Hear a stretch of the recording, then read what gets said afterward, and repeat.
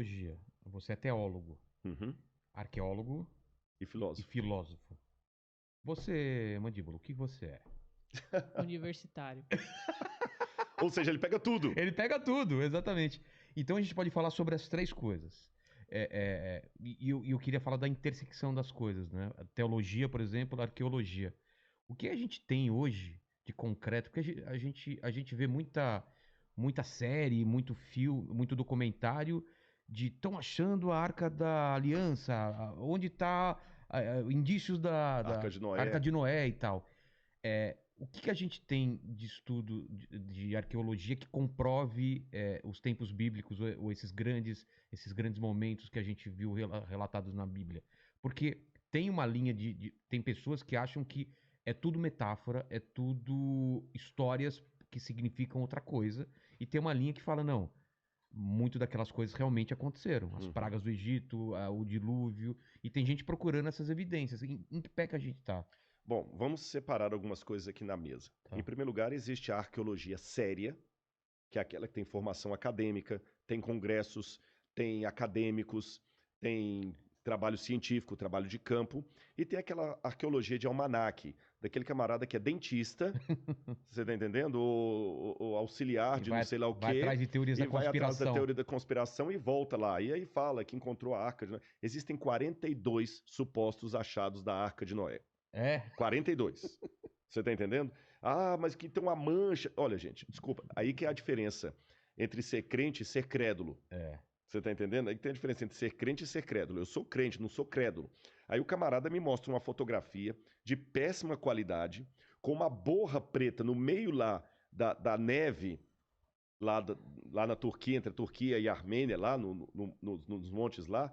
Olha, tá vendo aqui, olha, É no formato no da. formato da arca. E o cara vem com um desenzinho de computador, ainda faz assim, pô, cara, tá aqui debaixo da Você neve. foi lá? Não, Não. mas. Ou então aquelas histórias assim, porque um cara da NASA descobriu. Então, olha, vamos varrer tudo isso pro Por lixo. exemplo, o que eu já escutei, eu não sei se é Aham. verdade, que a Arca da Aliança estaria sendo guardada na Etiópia em segredo.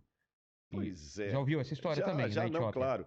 Na verdade, o que tem de verdadeiro e falso em tudo isso? Tem 10% de verdade e 90% de falso. Ah, tem um pouco de O que verdade? é o ponto de verdade? Não em relação à arca propriamente dita, mas em relação a uma história que liga os etíopes aos judeus. Tá. Porque, de fato, existem exames até de DNA que comprovaram que há muitos etíopes que são judeus, São descendentes. descendentes da rainha de Sabá com Salomão. Caramba. Tanto é que o Estado de Israel reconhece esses etíopes e dá cidadania israelense para eles. Ah, Tem até um filme, eu estou tentando lembrar agora o nome, que a Mossad vai até recuperar alguns desses etíopes e levá-los, tirar do país, lá até entrou em Ruanda com Idi Amin Dada, fazer uma negociação com ele, para recuperar esses etíopes e levar, que eles estavam sendo ameaçados de morte, estavam sendo mortos levar pra por Israel? antissemitas e levaram para Israel. Ah, E tem muito etíope lá, judeu de sangue etíope, negro, mais negro do que eu até, no exército lá, israelense e tudo mais. Então isso é verdade. tá, Agora eu falei, isso é os 10%. tá. 90% de erro. Aí começa agora uma longa lenda que o rei Salomão estava lá com a rainha de Sabá, quando ela foi embora, ela tinha um filho com ele, e o rei Salomão resolveu dar de presente para o filho uma réplica da Arca da Aliança. Aí, só que o menininho era muito esperto, trocou a réplica pela original e levou a original para a Etiópia, onde ficou guardada. Só que isso tudo é fantasia. Nós não temos nada a respeito disso. O que nós temos? Até a Bíblia não fala como é que a arca desapareceu. É uma inferência. Eu estou falando da arca da aliança, onde estão os É. 10 mandamentos. E ela, Aquela que ela eu. descreve, ela descreve com Com detalhes detalhes, sim, absurdos, né? os De como anjos, exatamente. Eu estou eram falando da. O querubins, né? querubins. Eu estou falando daquela que o Indiana Sim. Jones encontrou. Aquela Ah, ali. aquela lá. É. Caçadores da Arca Caçadores Perdida. da Arca Perdida. Aí o que acontece? Quando Nabucodonosor, em 587 a.C., ou antes da Era Comum, como os judeus preferem dizer, quando Nabucodonosor destruiu Jerusalém e o templo, ele levou instrumentos do templo para a terra de Sinar. Isso era comum, tá certo? Eu venho cá, domino você, eu vou pegar É, os seus deuses e saqueia. saqueia. E a arca desaparece do cenário, não se fala mais nela. Quando os judeus reconstroem o templo na época de Zorobabel, e esse templo até o templo que Jesus vai conhecer, não havia mais a arca lá dentro. Até o livro de Macabeus, que é um livro deuterocanônico, fala que mãos piedosas, entre elas Jeremias, esconderam a arca. Então é a única informação que nós temos. Então alguém escondeu Escondeu. mesmo. Ela está desaparecida. Eu poderia até aventar, nem sei se poderia chamar de hipótese, algo menos do que hipótese, uma inferência, Tá. que essa arca, se for assim mesmo, se ela desapareceu na época de Nabucodonosor para ela não ser levada para a Babilônia, ela talvez estaria debaixo do Templo Monte. Quem vê uma foto de Jerusalém, tem aquela cúpula dourada, Tá ali era o debaixo. lugar do templo. É. Ela pode estar ali debaixo. Aí você fala, pô, por que não vai lá e escava? Pô, porque eu não quero proclamar a Terceira Guerra Mundial. Exatamente. Só O lugar é isso. sagrado Dos pros muçulmanos. de onde Maomé Nossa. foi assunto ao paraíso. Treta. Não Nossa. pode. Você entendeu? Eu, de certa forma, escavei o Templo Monte. Ei. Mas como? Eu vou revelar aqui. Uma colher, né? Não, foi, mas é que tem... E a minha esposa também, ela participou disso comigo. Os próprios administradores do Templo Monte ali, que são árabes, jordanianos, eles começaram a fazer uma reforma estrutural lá na Mesquita de Al-Aqsa e também no Domo da Rocha, clandestino.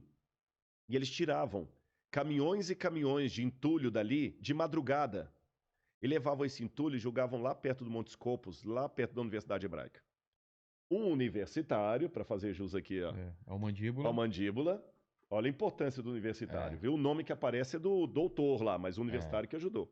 Ele passou, estudante de arqueologia, falou, pô, caramba, tá tirando de lá, jogando aqui. Conversou com Gabriel Barcai, que é um professor aposentado da Universidade Hebraica. O cara foi lá e falou, pô, já que eu não posso escavar lá, mas ninguém impede de peneirar aqui. Criou um sistema inédito, que a gente nunca tinha essa técnica de escavação, que é de peneiramento do entulho.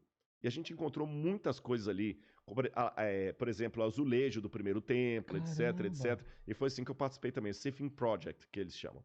Ainda está em curso ainda. Mas, até agora, nada da arca. Mas os árabes estão escavando, então? Não. Foi uma reforma. Uma reforma clandestina. Escavaram, mas não com fins arqueológicos. Ah, entendi. Você entendeu? É como se você vai abrir uma vala aqui, Entendi. tira a terra e joga lá. Pô, o Vilela não deixou escavar na casa dele, mas tirou a terra e na terra tinha selos, selo do rei Ezequias, encontraram muitas moedas romanas. Então, muita coisa foi encontrada. Mas, separando ainda naquela que eu falei, a arqueologia séria não tem nada a ver com esse sensacionalismo, tá bom? E para explicar, dar até alguns exemplos para você, eu tenho que fazer duas advertências aqui para todo mundo que está assistindo a gente. Tá. Em primeiro lugar, a pior estupidez que alguém pode falar, seja ele crente ou descrente, é falar a arqueologia comprova a Bíblia. Não é papel da arqueologia fazer isso. Por uma coisa muito simples, já iniciada por Francis Bacon e sistematizada por Stuart Mill. Método científico. Tá bom? O método científico, ele tem as suas delimitações e a sua objetividade. Eu não posso usar o mesmo método científico para objetivos diferentes. Por exemplo, o método científico usado para descobrir uma vacina para o Covid não é o mesmo método científico utilizado para poder descobrir qual material de construção civil é mais resistente à deteriorização. Não é o mesmo método científico que eu vou usar numa tese de doutorado em filosofia clássica. Tá certo? São métodos diferentes. Então, se eu estou estudando Freud e a psicanálise, eu vou usar um método. Se eu estou usando estruturas em construção de engenharia civil, é outro método. Se eu estou estudando parasitose, vou dar um exemplo, outro método. Um exemplo real. Quer que abra? Quero. Aqui, vamos ver se eu vou conseguir. Não vai explodir isso aqui, assim, né? Abre assim, plaque. Plaque. Por exemplo, o Santo Sudário. Através de métodos científicos, você consegue comprovar a idade. Ele é da Idade Média, do século XII. Então não é... Não é da época de Jesus. Já foi provado que não é da... Foi provado, carbono 14. O Santo Sudário, lá em Turim. Fui lá e fui enganado. Conseguiu ver? Porque eu não vi. Quando eu fui lá, ele tava fechado atrás de uma... ficava fechado, mas acreditei no que... O Santo Sudário não é... Já foi comprovado, então? Já, ele é do século XII. Ele é do século XII. Mas foi forjado? Forjado. E aquele que está ali no Santo Sudário, nem morto ele estava, porque o sangue está escorrendo. E quando o morto morre não tem, né? Morto fazer outra coisa, né? O sistema circulatório para de funcionar e o sangue não escorre. Ele está com a mão assim, está escorrendo. Então tem vários elementos ali que mostram. Então, o método científico é diferente do que você vai usar para. Você deu um exemplo bom aí, para datação, etc. É, Então, o que que acontece? Por uma questão de método, eu não vou poder, pela arqueologia, provar, por exemplo, que Maria era virgem quando deu à luz a ou que Jesus Jesus. ressuscitou. Isso é sandice. Você entendeu? É, É querer usar gasolina de avião para carro. é. Não funciona. Então não posso falar assim, a arqueologia comprova a Bíblia. Se alguém fala isso, ele não está sendo é, acadêmico. mas vamos pensar assim, eu consigo entender um pouco mais do Jesus histórico. Bingo. Agora você foi colocou o dedo na questão.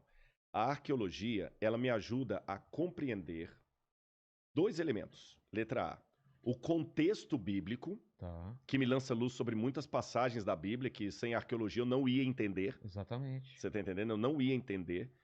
E, em segundo lugar, a arqueologia também me permite verificar se a história que a Bíblia apresenta é fato ou mito.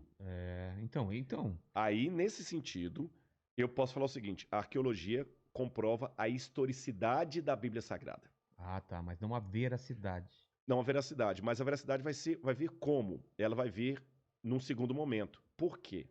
A Bíblia Sagrada, diferente do Bhagavad Gita, diferente do Alcorão, diferente do livro dos Vedas, diferente do Mahabharata, qualquer livro clássico religioso, Tao Te Ching, do taoísmo, Zend-Avesta, do zoroastrismo, a Bíblia é o único livro religioso produzido pela humanidade que se sustenta numa fundamentação histórica. Tá. Por exemplo, se eu fosse um hindu, você jamais teria uma conversa comigo sobre a arqueologia do Bhagavad Gita. Por quê? Porque para o hindu, Krishna e Arjuna, personagens chaves aí, podem ser mitológicos que não muda nada a vida dele. Entendi. Não precisa ter uma comprovação de alguma coisa de vivência na Terra. Que aquilo é só uma filosofia mental. Entendi. A Bíblia não. A Bíblia aponta para fatos históricos e ela mesma se coloca à prova. É como se a Bíblia dissesse, se a Bíblia fosse uma pessoa, ela diria o seguinte para você: a prova maior de que eu sou a palavra de Deus é que a história que eu conto é verdadeira. Se a história bíblica for verdadeira, a equação me empurra para acreditar que a teologia que se assenta nessa história também será verdadeira. E o contrário também é verdade. Eu tenho formação em filosofia. Se amanhã comprovarem, para longe de qualquer questionamento, que Sócrates não morreu tomando cicuta, que ele morreu com 100 anos de idade, feliz e com uma renca de filho, não vai mudar nada a minha função como filósofo. Vou fazer uma atualização, mas não vai mudar nada.